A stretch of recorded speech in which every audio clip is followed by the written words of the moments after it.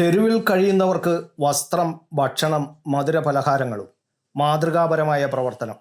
തമിഴ്നാട് മുൻ മുഖ്യമന്ത്രിയും കോൺഗ്രസ് ദേശീയ പ്രസിഡന്റുമായിരുന്ന കെ കാമരാജിൻ്റെ 123-ാം ജന്മദിനാഘോഷത്തിൻ്റെ ഭാഗമായാണ് കണ്ണൂർ നഗരത്തിലെ തെരുവിൽ കഴിയുന്നവർക്ക് സഹായഹസ്തവുമായി ഒരു കൂട്ടം ആളുകൾ രംഗത്തെത്തിയത്. കണ്ണൂർ നേതാജി ഫൗണ്ടേഷൻ്റെ ആഭിമുഖ്യത്തിലാണ് വസ്ത്രദാനവും അന്നദാനവും മധുരപലഹാര വിതരണവും നടന്നത്. കണ്ണൂർ കോർപ്പറേഷൻ മുൻ മേയർ അഡ്വക്കേറ്റ് ടി.ഒ. മോഹനൻ ഉദ്ഘാടനം ചെയ്തു.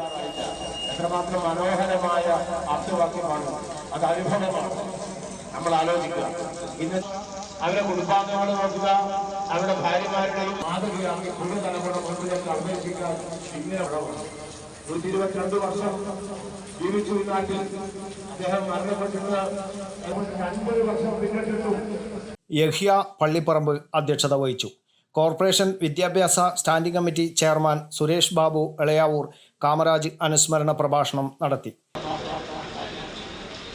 അന്നവസ്ത്രാദികൾ കൊടുക്കുക എന്നുള്ളത് നമ്മുടെ എല്ലാ മതങ്ങളിലും ആചാരമുള്ളതാണ്.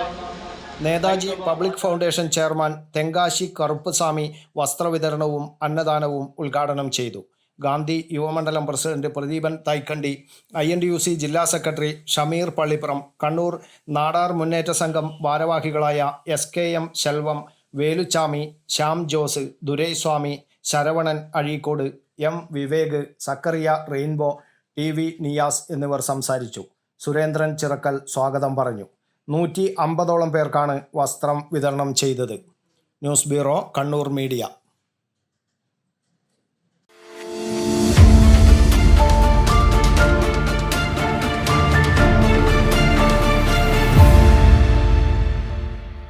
കണ്ണങ്കണ്ടി നിങ്ങളുടെ ഗൃഹോപകരണ ഷോറൂം. ലോകത്തിലെ ഏറ്റവും പ്രശസ്തമായ ബ്രാൻഡുകളുടെ ഉൽപ്പന്നങ്ങൾ, ലളിതമായ തവണ വ്യവസ്ഥയിൽ പലിശരഹിത വായ്പാ സൗകര്യം, മികച്ചതും കൃത്യതയാർന്നതുമായ വിൽപ്പനാനന്തര സേവനം. ഉള്ളതേ പറയൂ, നല്ലതേ നൽകൂ. കണ്ണങ്കണ്ടി.